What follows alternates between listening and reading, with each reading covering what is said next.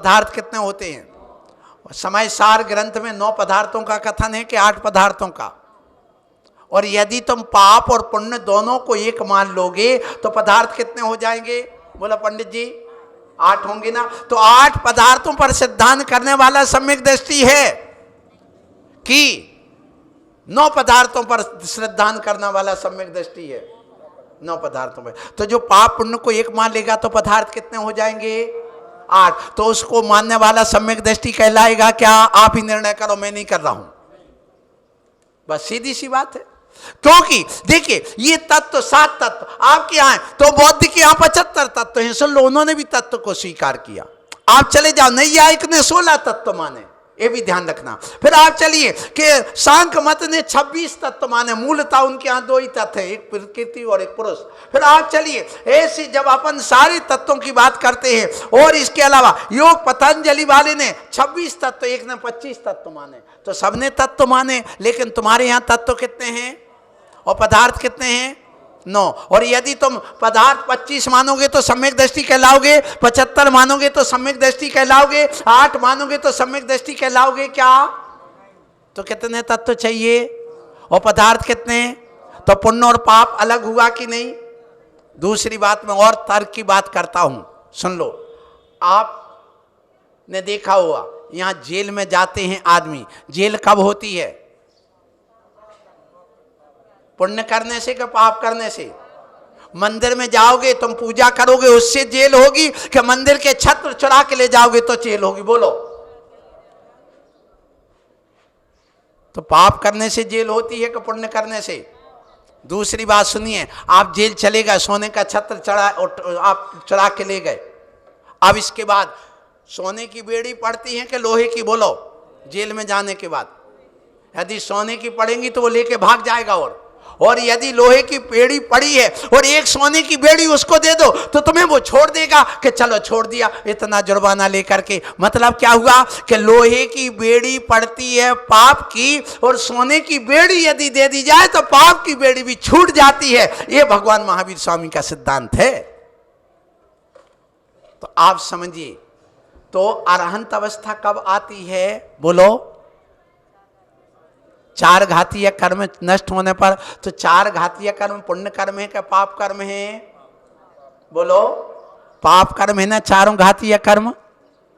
जब पाप कर्म है 4 घातीय कर्म, तो पहले भगवान ने पाप कर्म को धोया है। घातीय कर्म पुण्य कर्म है, आयु कर्म वगैरह है, गोत्र कर्म आदि है, ये सब कौन से हैं? पुण्य कर्म। तो ये बताओ, अब उनके कर्मन की 63 प्रकृति नाश, जीते 18 दूसरा। तो उन्होंने 63 कर्मों को जीता भी, जबकि 100 पाप कर्म हैं और 68 पुण्य कर्म हैं। ये भी ध्यान रखना, प्रकृतियों के अनुसार जब हम चलते हैं तो वहां पर पाप को धो डाला किसने? अरहंत को। तो पाप को धोने से क्या बने? अरहंत बने। फिर क्या कहा? पुण्य फला अरहंतर। आचार्य कुंद कुंद स्वामी कहते पुण्य का फल क्या है? अरहंत अवस्था, तीर्थंकर अवस्था, और पाप का फल तीतर अवस्था। तो तीर्थंकर अवस्था चाहिए कि तीतर अवस्था चाहिए? बोलो। तीर्थंकर अवस्था कब आती है? पुण्य फला अरहंता। अरहंत के पुण्य के फल से अरहंत पद मिलता। अब सिद्ध पद कब मिलता है? बोलो।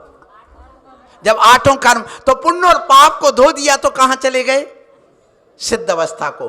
तो अरहंत अवस्था पुण्य को धोने से मिलती है कि पाप को धोने से? पाप को धोने। और सिद्ध अवस्था पुण्य और पाप दोनों को धोने से। अब इसके लिए एक छोटा सा उदाहरण सुन लेना। आपका डमोकार मंत्र का प्रश्न मैडम डॉक्टर बमोरिया जी आपका पूरा हो जाएगा। क्या? देखिए, आप लोग भोजन करते हो, सब लोग भोजन करते कि नहीं भैया? करते हो ना। जब भोजन करते हो तो भोजन के पहले हाथ धोते कि नहीं? बच्चों को शिक्षा देती कि नहीं कि बेटा हाथ धो करके भोजन करो? हाथ क्यों धोया? कि जो गंदगी लगी हुई है हाथ में, बैक्टीरिया वगैरह है, आप डॉक्टर हैं जानते हैं सब, तो वो मुंह में जाएगा, अंदर पॉइजन पैदा करेगा, रोग पैदा करेगा, आदमी बीमार पड़ेगा। इसलिए पहले काय के हाथ धो दिए उस गंदगी के, फिर क्या किया? भोजन करते ना, भोजन करने के बाद हाथ धोते कि नहीं? क्यों धोते हो? गंदगी खाई क्या? तो फिर क्यों धोया? बोलो। माने हाथ में लगाए तो जूठन हो गई, वो हो गई ना। इसलिए ये बताओ, जब तुमने एक गिलास मुंह में दिया था तभी जूठन हो गई थी, थाली को हाथ की ओर मुंह की, उसी समय थरकाते, ए जूठन कौन खाता? हटाओ हटाओ, मुझे नहीं चाहिए, जूठन है, हटाओ यहां पर। क्या उस समय हटाया? जूठन कब हुई? बोलो। जूठन तब हुई जब पेट भर गया और थाली से उठने लगे, तो वही हाथ और थाली का भोजन क्या कहलाने लगा? बोलो। जूठन पहले एक गिलास में हो गई थी ना, उस समय छोड़ देते तो टन्ना ने बैठे रहते, पेट में उछल कूद करने लगते कि पुण्य है, हटाओ हटाओ, मुझे नहीं चाहिए पुण्य, हटाओ यहां से, मुझे ये भोजन नहीं चाहिए। लेकिन कब हुई वो जूठन? बोलो। जब पेट भर गया अच्छे ढंग से और थाली से उठने लगे, तो वही जूठन कहलानी। और जूठन को आप धो दो, फेंक दो, अलग कर दो। इसी प्रकार सुन लो, भगवान ने हमें ये समझाया है। भगवान महावीर स्वामी क्या समझा के गए? हे जैनियों, पहले आप गंदगी के हाथ धो, गंदे हाथ धो करके अलग करो, हाथ साफ करो। अर्थात आप क्या करिए कि पहले आप पाप का त्याग करिए। किसका त्याग करना? पाप गंदगी है, वो मल है, कलिल है, कलिल माने कीचड़, पाप है, पहले उसको धो, साफ करो। फिर क्या करना?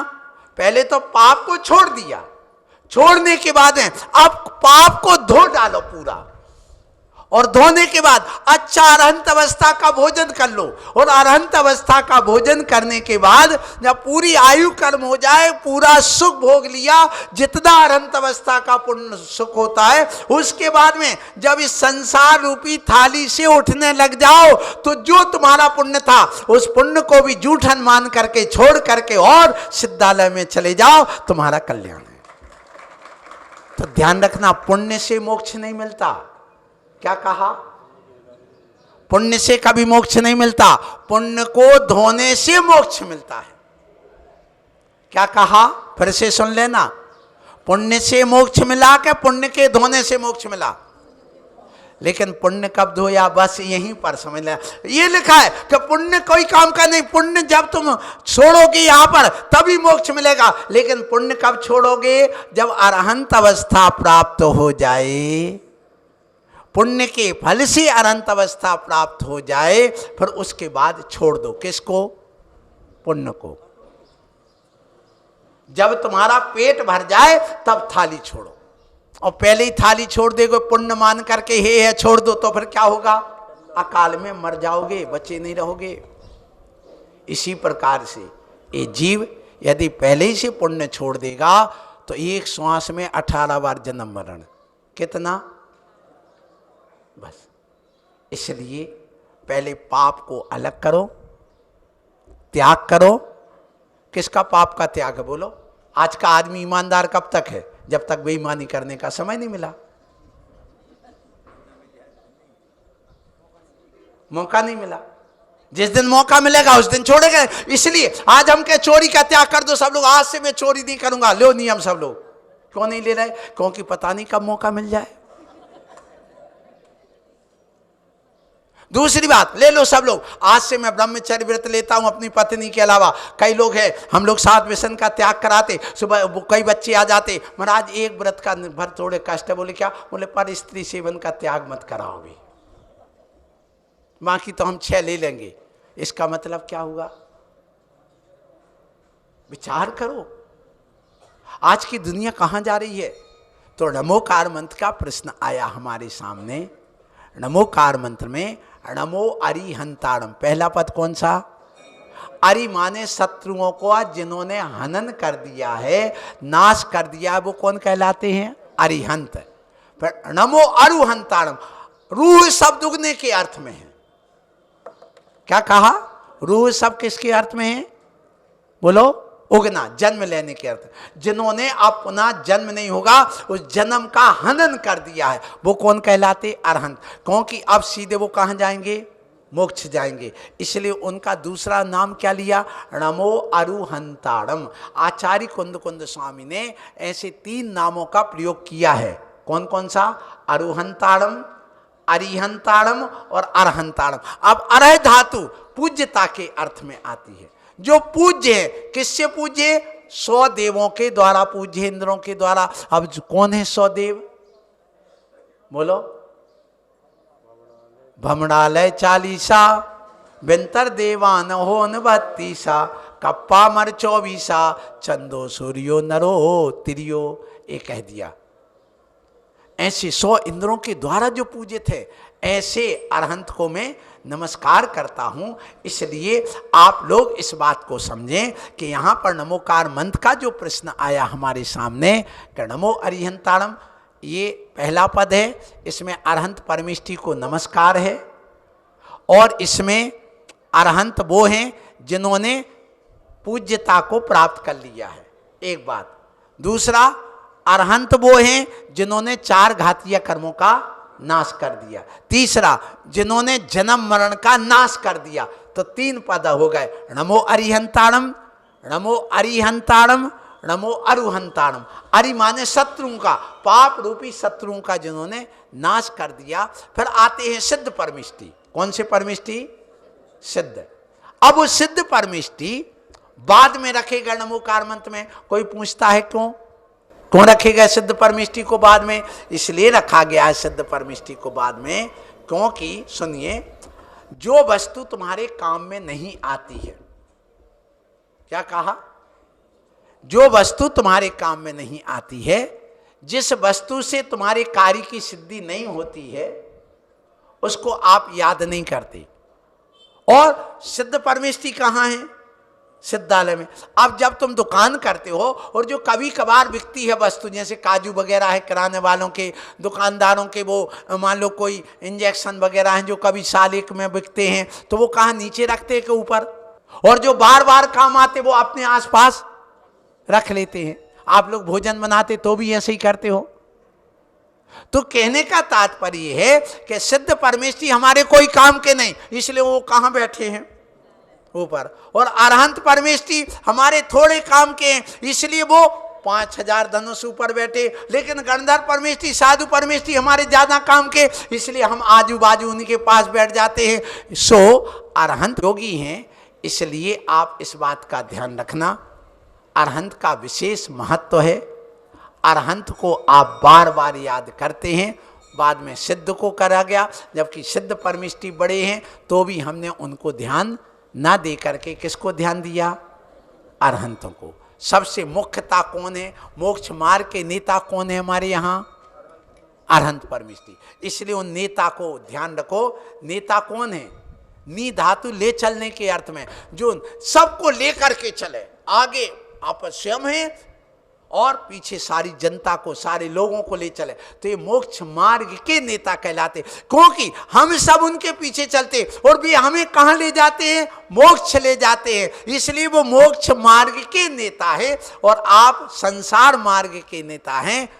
इसलिए आप मोक्ष मार्ग के नेता। आज अरहंत परमेष्टि नहीं है तो कौन है? आचार्य परमेष्टि। इसलिए वो आगे चलते हैं, पीछे कौन चलते हैं? शिष्य और भक्त लोग चलते हैं। जब वो नहीं होते तो कौन आ जाते? उपाध्याय। वो भी नहीं तो कौन? साधु। और वो भी नहीं तो छुल्लक एलक को भी कह दिया उपचार से तुम भी चलो। अब जो अपने यहाँ पर गुरु तो नहीं कहलाते वो, फिर भी आहार दान के पात्र बताए गए हैं। कौन कौन बताया गया? मुनि, आरिका, श्रावक और श्राविका। और उसमें भी 3 लिंग पूज्य बता दिए। कौन कौन से?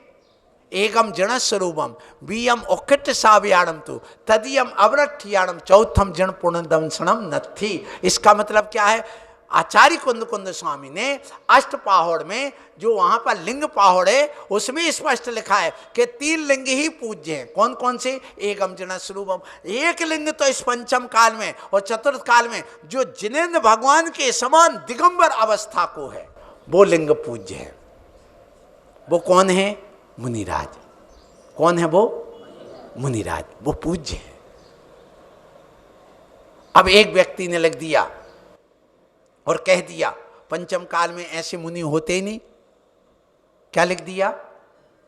ये तो द्रव्यलिंगी हैं और ये मुनि यहां तक कि गाथा पढ़ के सुना देते हैं और उनकी इतनी धारणा मजबूत हो गई कि यदि गुरु सामने भी आ जाएं तो क्या होता है, सिर ऐसा हो जाता जैसे कछु गिर गौ हो नीचे, ढूंढ रहे हो।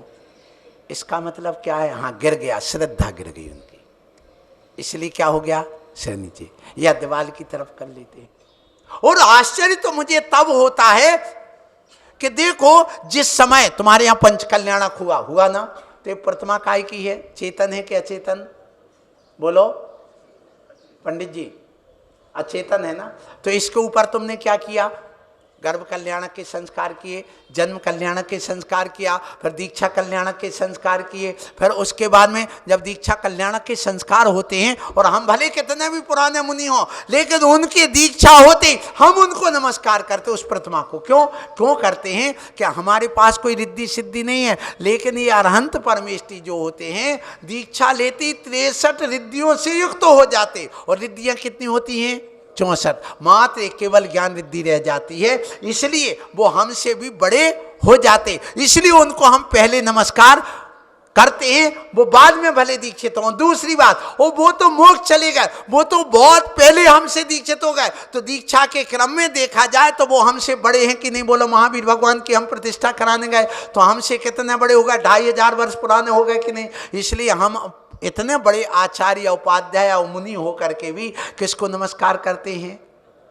जैसे 100 साल पुरानी आरिका भी क्यों ना हो और आज का मुनि दीक्षित क्यों ना हो, तो भी वह नमस्कार किसको करेगी? आरिका दीक्षा लेते ही मुनि को। इसी प्रकार 100 वर्ष पुराना आचार्य क्यों ना हो तो भी वह नमस्कार, अभी जो दीक्षा खुद ने दीक्षा दी है तो भी वो उससे बड़ा हो जाता रिद्धि के कारण से, और पूर्व दीक्षा की स्थापना निक्षेप के कारण से वो बड़ा हो जाता, तो वो मुनि भी उनको नमस्कार करते हैं। सुनिए अब तो पूज्य लिंग कितने हैं? कौन कौन? पहला तो एक मुनिराज का लिंग दिगंबर अवस्था का।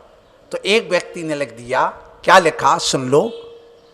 भरे दुस्सम काले जिन मुद्दा धारण गंथे 7.5 करोड़ जैया निगोई भजी अम्मी। इसका अर्थ समझ में आया आप लोगों को? भरे दुस्सम काले, इस भरत क्षेत्र के दुस्सम काल में, पंचम काल में, जिन मुद्दा धारण गंथे निर्ग्रंथ मुनि दिगंबर 7.5 करोड़ निगोद जाएंगे। निगोए भजी अम्मी।